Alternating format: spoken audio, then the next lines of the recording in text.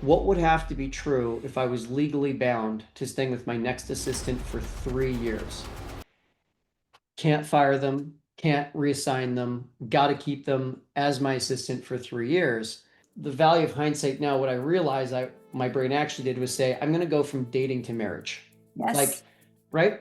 And so that dramatically elevated two things. One that was expected, one that was unexpected. One is it dramatically raised the bar on who I hired, but it also dramatically raised the bar on how I led. If I was stuck with them for 3 years, what would I do differently? I'm like, well, I wouldn't hire overseas. I wouldn't hire the first person who applies. I'd look at dozens, if not hundreds of candidates. I'd build a hiring funnel. I came up with 25 items. So then after 2 days of that, I suddenly felt like the personal development nerd inside of me felt guilty because it's kind of a negative question. I'm stuck with this assistant for 3 years, right? So I flipped it around, kind of like a good old Byron Katie turnaround, Right. And I said, what if I get to be with them for 3 years?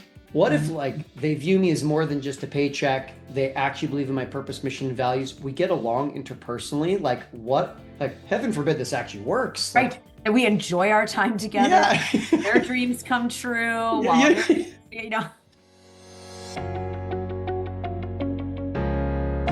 I'm thrilled that you're here today because we have a very special guest. You're going to meet the amazing, the glorious, the brilliant Tim Francis. And we're going to have an important conversation about team, about support, about hiring, about mistakes and how to avoid them from really the best people in the world that we could be talking to. And I'm going to let Tim tell you a little bit about himself. But what you need to know is his company is called Great Assistant, and he has a book coming out, Get a Great Assistant. So we're going to be getting into that conversation today because one of the scariest things for most people, that all of you listening who are here to be thought leaders, you're here to scale your business, you're here to bring your brilliant methodology and your story to the world in books and speaking, you can't do it alone.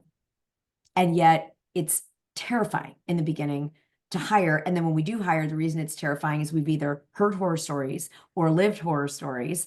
And so Tim and I are going to have a very honest, a very frank, a direct conversation today about all these good things. And I want to also say I had the incredible privilege, Tim, of meeting you in person a couple weeks ago in New York City, where you got engaged. So I want everyone to send Tim and Leslie so much love in their engagement. And also we had 3 days of masterminding together where you not only help people get great assistants and are, a leader in the world at this, but you're a super connector. And so we'll just round out our conversation after getting to what you're going to share in the book, a little bit of super connector talk for everybody as well, because those of you listening, either if you're a super connector, congratulations, or you need to know super connectors and you need to become valuable to super connectors in your world if that's not your superpower, because we all have to unite our superpowers. So Tim, after that very long little soapbox for me, welcome to the show. Thank you so much. And if anyone wants to connect with me and make me one of your super connectors, I'm on all social media and YouTube at Real Tim Francis. All right, guys, the real Tim Francis, you got it here first. All right, so Tim, let's talk about, you have been running this company, Great Assistant, and let's talk about the why you created the company and wrote this book. I'm sure it didn't come because everyone finds this easy. So tell us why you particularly wrote this and are a leader in this in your company. So I actually started by failing 5 times at getting an assistant. And that was very painful, cost me over $10,000 and, hours and weeks and months of lost time. And a little, I was the classic entrepreneur, like I got to do it all myself. No one can do it as well as me. I was like terrified to let go of control. And I actually had a crippling illness, Sarah. Mhm. In 2010, I'd lost $250,000 in the real estate crash. I was actually a touring drummer, but my band broke up right before going on stage, like 20 minutes before going on stage at the Western Canadian Music Awards. And my head business mentor that I thought he walked on water. It turned out he was the lead promoter of a $12 million Ponzi scheme.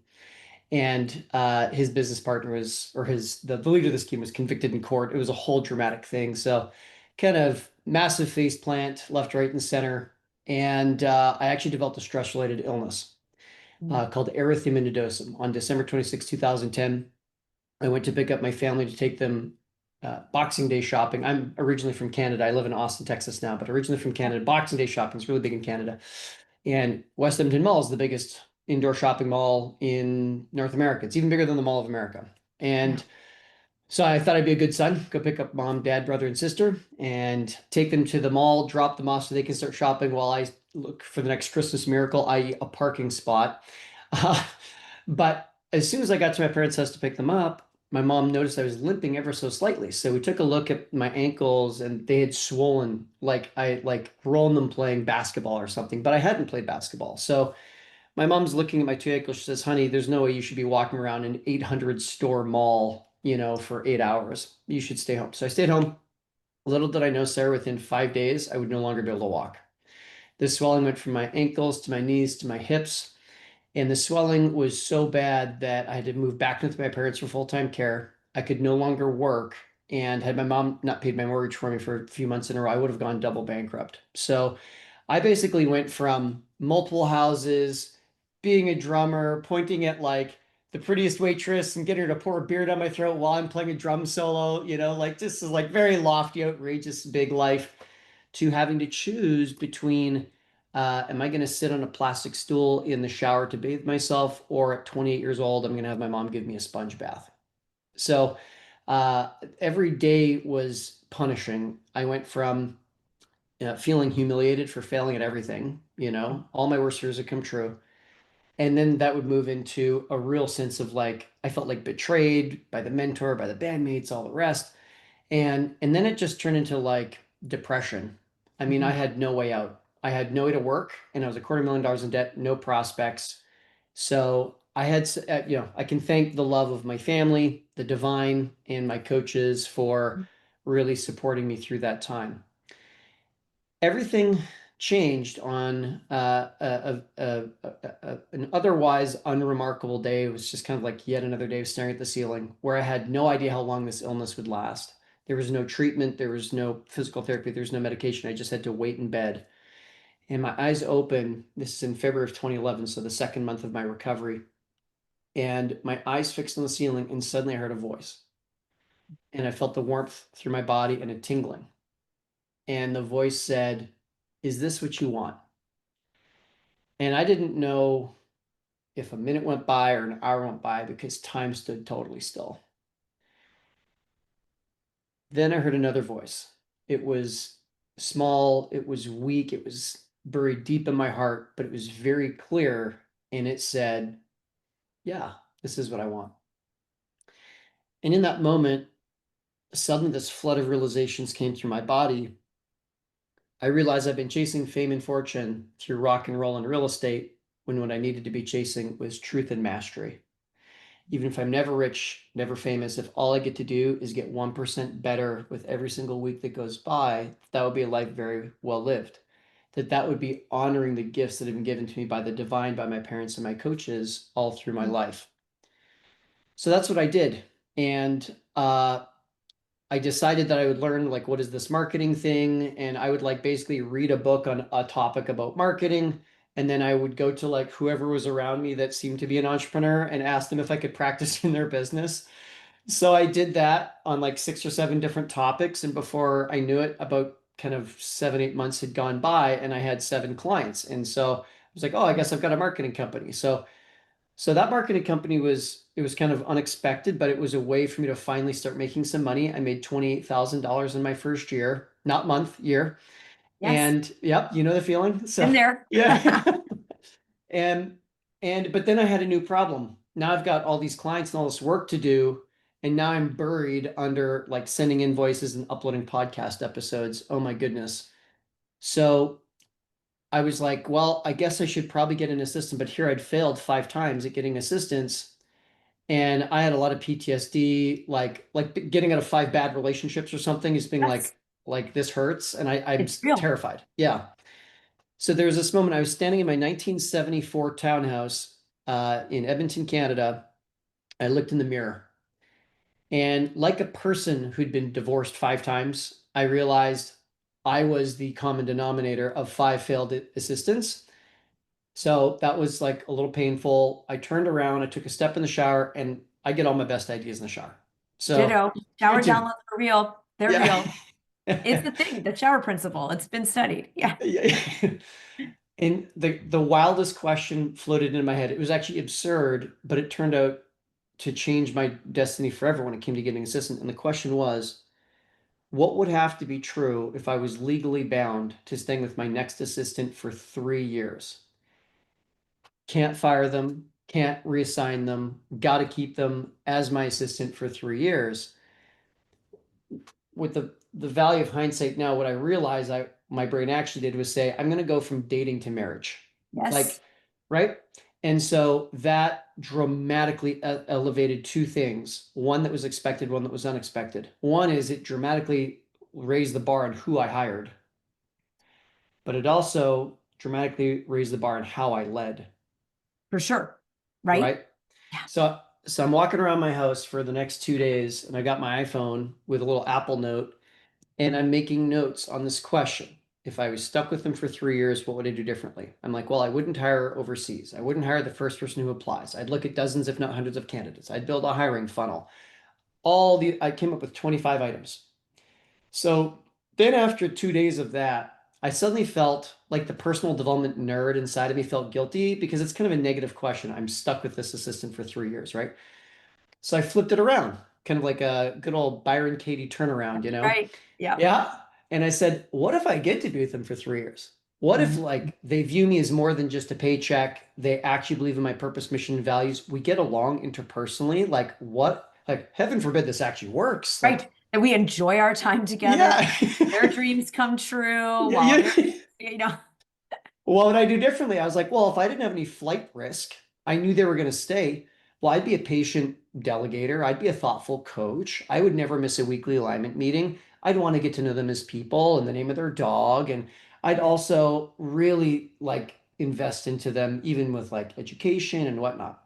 Mm. So, Sarah, I put these two lists up on my laptop, out of my phone and onto my laptop onto the screen, the stuck with for 3 years list and the get to be with for 3 years list. And I look at these two things side by side and I burst out laughing because you know what, Sarah? I had not done anything on any of those two lists with any of my first five assistants. Isn't that the most amazing moment? Because now it's like, oh, I know what I'm solving for. It's like, it's so, yeah. Is it humbling? Sure. Have I been there? My biggest, we call it in our community business PTSD because it's a real thing. It's its own brand of post-traumatic stress disorder for like business things. And one that led to a huge financial trauma for us was because I hired someone and overdelegated. I didn't train properly. I did do all the research, references. So I thought that's what was the only thing needed.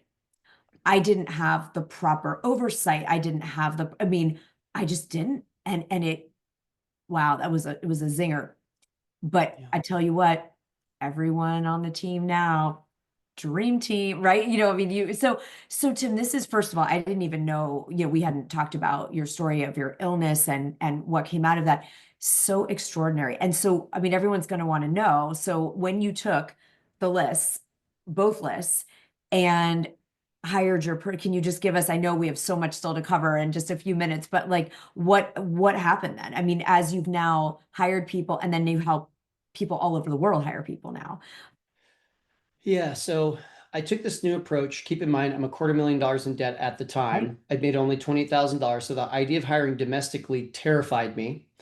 Could not afford for this to go wrong. And yet I put it out there on domestic job hiring boards in the United States, and I ended up hiring a woman named Sarah. And Sarah, yeah, great name, right? Yeah. Uh, changed it changed my life because within 1 week she was so reliable, so consistent, and she just understood North American business culture. Similar same time zone language, business culture helps so much. And within 1 week, she was sending invoices for me, uploading podcasts, uploading blog posts for me and my clients. Remember, I had a marketing agency. Within 1 quarter, she was even doing event planning for me. I was speaking locally every single month. Within 1 year, she was even working with my clients directly to help get information from them. She was doing version one of all of my marketing reports for me. So then I could just do the executive summary and send it to clients. She took over my email inbox, my calendar, travel planning. Like it was just absolutely remarkable. I truly had a mini me, not a clone of me that had all the same strengths and weaknesses, but my synergistic complement. Mm. And and my business friends, my entrepreneur friends Like, Tim, you seem happier. Tim, you seem to be making more money. Tim, we see you on Facebook, like at some fancy retreats, and like you have a bit of a tan. Like, what happened, right? And they wanted to hear less and less from me about marketing, which is what my expertise was, or so I thought. And they wanted to hear more and more how they could get a Sarah. So I started helping. I did a little pilot program of 10 entrepreneurs. I helped them. It all worked out. And so I decided, well, Tim Francis marketing is going to go away. Great Assistant is going to start. And we've now hired almost 1,000 executive assistants for entrepreneurs across the United States and Canada. And just recently, I was invited to be a guest lecturer at Yale to talk about delegation and time management. So it's just been a really incredible journey. So everybody take this in for a second. So all of us, if anyone listening, and some of you probably do have a story, and I had this story that it's too hard to find someone great, it's too hard to train, it's too hard to be the leader you need, whatever it is. Tim's here living proof, 1,000 placements, 1,000. So Tim, I know the book is coming out soon, and so we're going to learn more about your system and what to do and how to do it and what not to do in the book. And if some of you can't wait and you need to hire someone now, Tim, let's make sure that people know where to find you, and we'll put this in the show notes so that you all, if you're like, this is what I need. I need a Sara. And to let us know where people should go if they either immediately want help finding someone, or we'll share when the book comes out. Amazing. So yes, if someone wants to book a discovery call, they can go to greatassistant.com/apply. And then if someone wants to join the wait list for the book before it comes out, that's just at greatassistant.com/book. I love how simple it is. You guys, right? You can apply, you can get on the wait list. And we love, we teach books here. So, we'd love to create the advanced list and let people, know it's going to be so exciting. It's going to be so exciting for you to let people that you can't connect with just because of geography or visibility or whatever through the book and learn more about your system. Let's talk about how this has opened up, because people started noticing. It's kind of like, you're on a new diet or you're in a new relationship. It's like, oh my gosh, you look better, you're happier, you're making more money. I'm seeing you have all the success. And this was the move. The great assistant is like, I'm hearing the secret weapon, that and everyone now will be saying, hire, hire internationally, there'll be all these sort of these norms people are doing, but you found what really works. Those of you that want a Sara, not someone necessarily just a few hours a week to, in a different time zone, bang out something. That's a different thing than, Tim, what you're helping people do with your great assistant model. How has that opened up you in our last few minutes to be a super connector? Okay, so if we had more time, and maybe we can lure Tim back to have a whole conversation about the dinners. But you become known for hosting these incredible type of, they're not really mastermind dinners, but bringing great people together and physically in your home, eating real food, not on Zoom, not just virtual, but really making connections in person. You're known in Austin as the person. When Gary Vee was coming to town, who should we know? It's Tim Francis. When all kinds of you're the person, because you have, I'm hearing, created space with Sara and now probably others on your team to be able to go be the super connector. So what do you want us to know about super connectorship? Yes. So essentially, there's a big lesson from the medical community that we can all gain. Mm. When you think of an operation happening, someone's getting a new hip or they're getting, eye surgery or whatever, there might be 1,000 steps that go into that. If we were to circle the steps that only the surgeon can do, we would discover it might be like 5 or 6 steps of 500 or 1,000 steps. The medical community figured out we don't want the surgeon to be the one emptying the trash bin. We don't want them to be the nurse or the phlebotomist or the OR manager or even the finance person. We want the surgeon to do only what the surgeon can do. So there's actually 3 categories of activities that a surgeon has. It's the same 3 activities an entrepreneur should have. Mm. So the surgeon is going to meet with the patient ahead of time, diagnose the injury or the illness, and come up with the surgery plan. So that is strategy. Right. Okay. Strategy actually also happens post-op when the patient is 1 week out of surgery. We make sure the healing is going well. Do we need to pivot or proceed on the care plan? So strategy is category 1. Category 2 is going to be high-level skill. Only the surgeon knows how to open up the patient and perform the procedure. So that's high level skill. For you and I, that might be speaking, negotiating, creating a course, creating online content, writing a book. That's all high level skill. The third category is less obvious. However, it is of critical importance. Only the surgeon could text a neighboring surgeon to say, hey, I got a tricky situation. Could you meet me for a coffee and look at this MRI with me? That's high level access. It's only the surgeon has access to their medical license to perform certain surgeries and activities. That's also high level access. Only the surgeon can speak at the university or speak to the College of Physicians or whatnot. So speaking, like they're the only one with high level access to their face and their name and their everything, right? So that third category, high level access, a lot of entrepreneurs, they don't realize that that is surgeon in the room activity. So we call it, how can you become the surgeon in the room? We want you the last one into any meeting and the first one out, right? Just like the surgeon can go from, he or she can do like 10 surgeries a day if they can just be the surgeon in the room. But if they have to do all the things, they might only do one every 2 days, right? So multiplying your impact means you got to be the surgeon in the room. And that's something I recognized a long time ago by having my assistant, Sarah.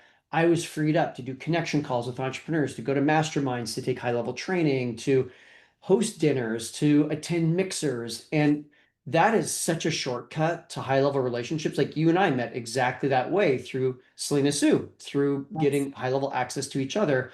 And that's what I did when I moved to Austin, Texas from Canada. Was Mm. I started hosting a private dinner for 8 different investors and entrepreneurs.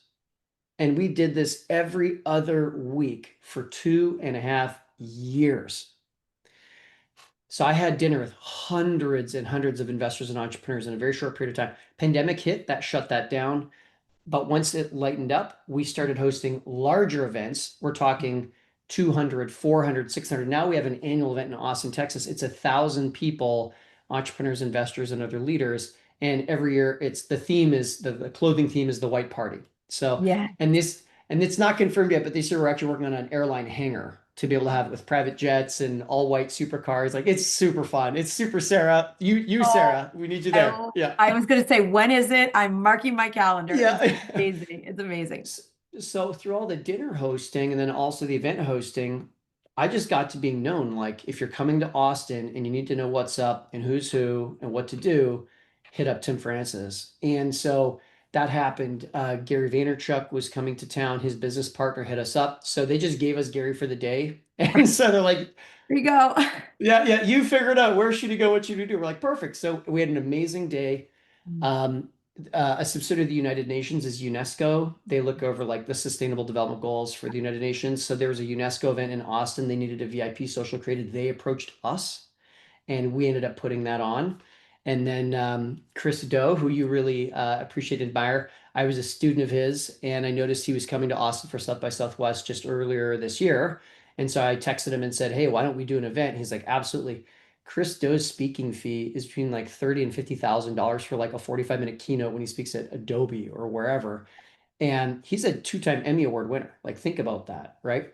And here, he and I collaborated on a private invitation-only event at a secret club in Austin, and it was dynamite. I mean, people that I used to dream to meet one day were sitting in the audience, like multiple of them, all these ultra high level. Oh yeah, Sarah, when we're offline, I'll give you some of the names Yeah. of who flew in just to be in the audience. It Sure. blew my mind. It blew my mind. So everybody, Tim's got another event today and made the time to be here with us because he's so generous. And you can hear that in the story. Tim, I want everyone to get, you didn't arrive in Austin with the network. You created it. And this is one of the right decisions determine our destiny. We talk about that all the time here. You made a decision is what I hear to know people, to collect, you curated, you hosted, you invested in having these dinners and bringing people together for not once, not twice, 2.5 years. And now it's just scaled. And of course, more people want to be in on it.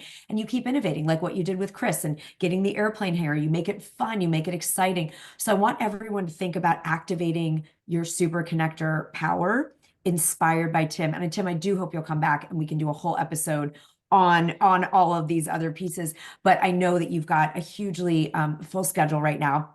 You've got parties to plan, you have connections to make, and we're so grateful that you came tonight. Everybody, absolutely get on the list for Get a Great Assistant book. You get on the list for that. You all need the book. Every single one of us, we will read it. We'll make it our book club. We'll do a book of the month around this because it's such an important thing to be able to empower ourselves and have the right support.